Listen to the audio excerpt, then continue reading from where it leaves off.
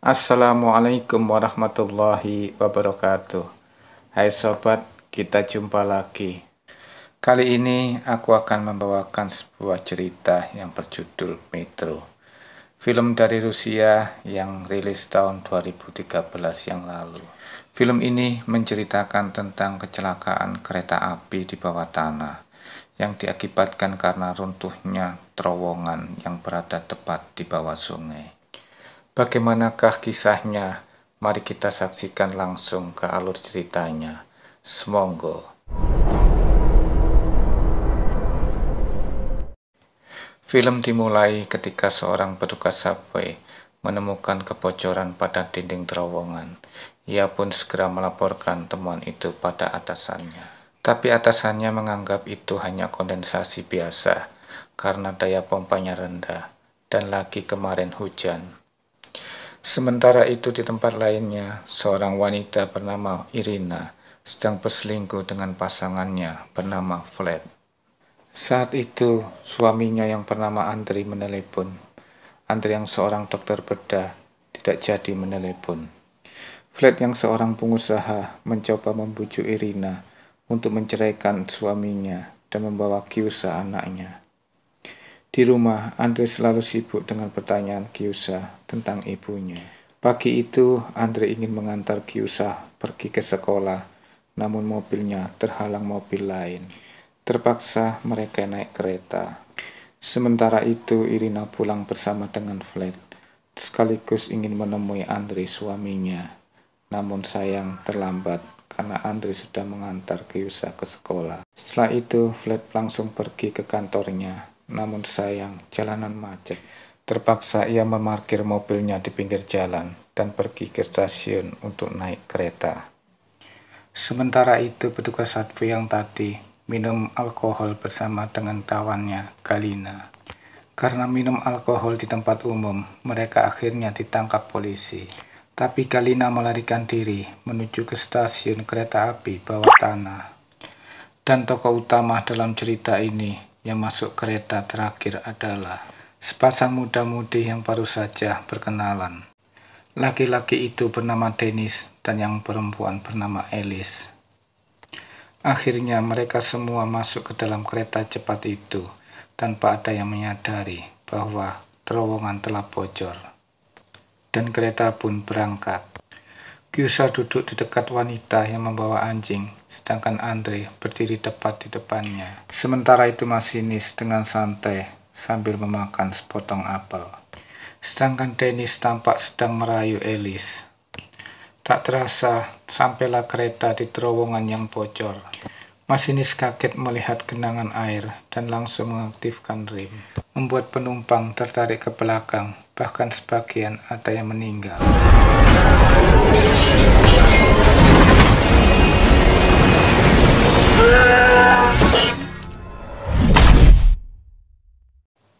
Setelah kereta berhenti, Andri mencoba mendorong orang-orang yang menindihnya. Dengan susah payah, akhirnya dia berhasil keluar dari tumpukan orang-orang itu. Bergegas ia mencari anaknya, Kyusa.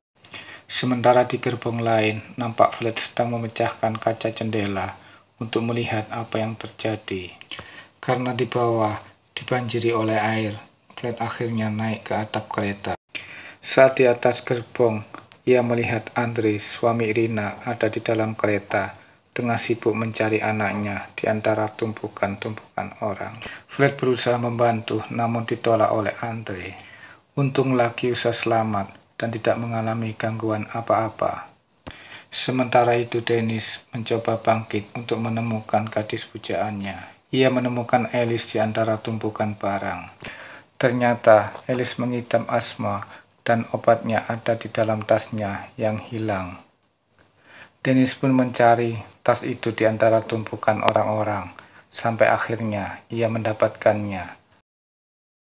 Dan Alice pun dapat bernapas dengan normal kembali. Sementara itu di tempat lain, tempat pengendali kereta, para petugas menyadari bahwa kereta 42 telah berhenti di depan terowongan. Mereka pun menyadari bahwa ada 3 pompa berkekuatan penuh sedang bekerja, yang berarti banyak air di terowongan.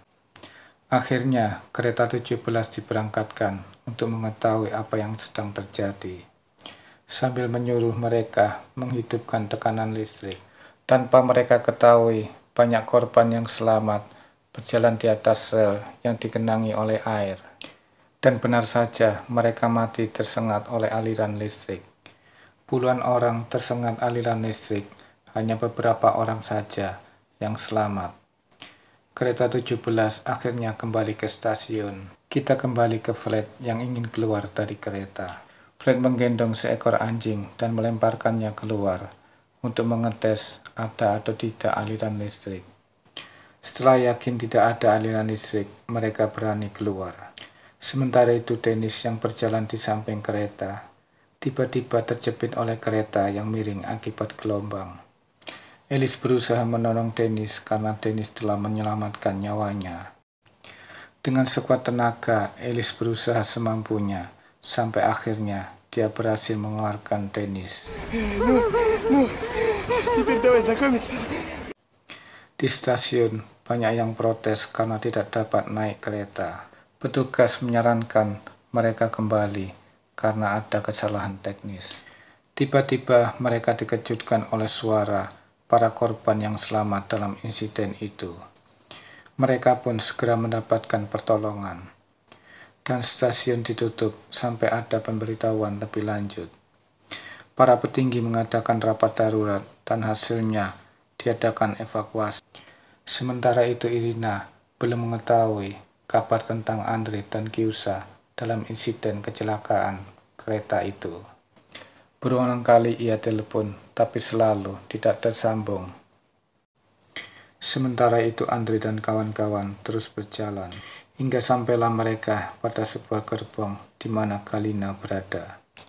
Mereka kemudian bertanya tentang ponsel, namun hanya ponsel Andre yang berfungsi, itu pun tidak ada jaringan. Karena itu mereka terus berjalan, melintasi air untuk menuju ke stasiun terdekat. Sementara itu Irina di kantor sedang menonton siaran langsung dari insiden itu. Ia menelpon guru Kyusa, namun Kyusa tidak pernah sampai di sekolah. Ia jadi yakin suami dan anaknya naik kereta itu. Sambil menangis, Irina menuju ke stasiun kereta. Sementara itu, tim evakuasi mulai melakukan pencarian para korban. Mereka berjalan melewati air, sampai akhirnya Dennis dan Alice memanggilnya. Bertujuh akhirnya mereka berjalan bersama. Tiba-tiba di belakang mereka terdengar suara gerbong yang terseret oleh air. Beruntung mereka menemukan sebuah lubang di dinding.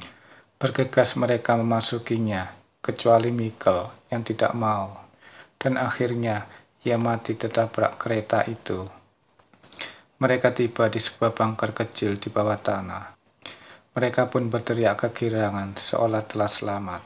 Mereka berteriak minta tolong, namun tak ada yang mendengar. Karena memang letak bunker itu di bawah tanah. Mereka mencoba menggunakan ponsel, namun tak ada sinyal. Mereka mencoba mengangkat Dennis ke tempat lebih tinggi, namun tetap saja tak ada sinyal. Akhirnya mereka mendobrak jeruji besi itu. Namun mereka harus berlomba dengan waktu karena air semakin meninggi. Sial, begitu mereka mendapatkan tempat yang lebih tinggi, namun tetap saja tak ada sinyal. Dan sialnya lagi, telepon itu terjatuh ketika Dennis sedang turun. Untung diselamatkan oleh Galina. Ternyata Galina adalah mantan pemain nasional bola tangan. Di sini asma Alice kambuh. Dan celakanya obat yang dibawa terjatuh di bawah air. Karena rasa sayangnya, Dennis pun mempertaruhkan nyawanya untuk mengambil obat itu di bawah air. Dan Dennis pun mendapatkannya. Sayang, senter yang dibawanya tidak tahan air. Dengan bantuan dari api, akhirnya Dennis berhasil mendapatkan obat itu. Sementara itu air semakin naik. Mereka hanya berteriak minta tolong pada orang-orang di atas. Tiba-tiba saja ponsel Andre mendapatkan sinyal. Mereka langsung menelpon Irina dan mengatakan bahwa mereka terjebak di bunker. Dan mereka minta tim penyelamat segera mengevakuasi mereka. Irina segera melapor kepada petugas bahwa ia mendapatkan telepon dari bunker. Namun korban harus berpacu dengan waktu karena air semakin naik ke kepala mereka. Namun gerbong yang menyumbat terowongan itu terdorong oleh air dan air pun turun sangat cepat, sehingga mereka ikut terbawa oleh air. Setelah sempat tercerai-berai, mereka akhirnya dapat berkumpul kembali. Sementara itu regu penyelamat mencoba memasuki bunker, namun bunker telah kosong. Irina sangat kecewa sekali mengetahuinya. Sementara itu Andre dan kawan-kawan berjalan kembali ke lorong. Mereka beristirahat sebentar di peron.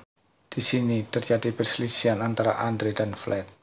Andre yang sedari tadi menahan diri, tak kuat lagi melihat Flat yang telah menselingkuhi istrinya. Mereka berkelahi hampir tenggelam. Saat itulah Galina berteriak.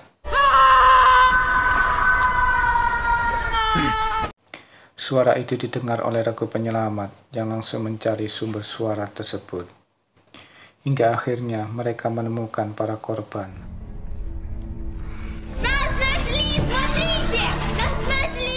Namun tiba-tiba bangunan terowongan itu runtuh, menimbulkan dorongan air. Petugas langsung menghubungi rekannya untuk menutup pintu air. Petugas pun langsung menutup pintu air di terowongan itu. Sementara itu, tim evakuasi sudah bersiap meninggalkan bunker. Tanpa diduga, tangan dan kapak keluar dari tutup selokan itu. Akhirnya, satu persatu korban dikeluarkan. Kusya memanggil ibunya. Mereka saling berpelukan. Galina bertemu lagi dengan kakek petugas subway. Dennis bahagia dengan Alice. Andre pergi berjalan bersama dengan anaknya dan menolak Irina, namun Irina terus mengikuti. Sedangkan Flat hanya bisa memandang dari kejauhan dan menerima kenyataan bahwa Irina lebih memilih suaminya. Dan film pun berakhir. Wassalamualaikum warahmatullahi wabarakatuh.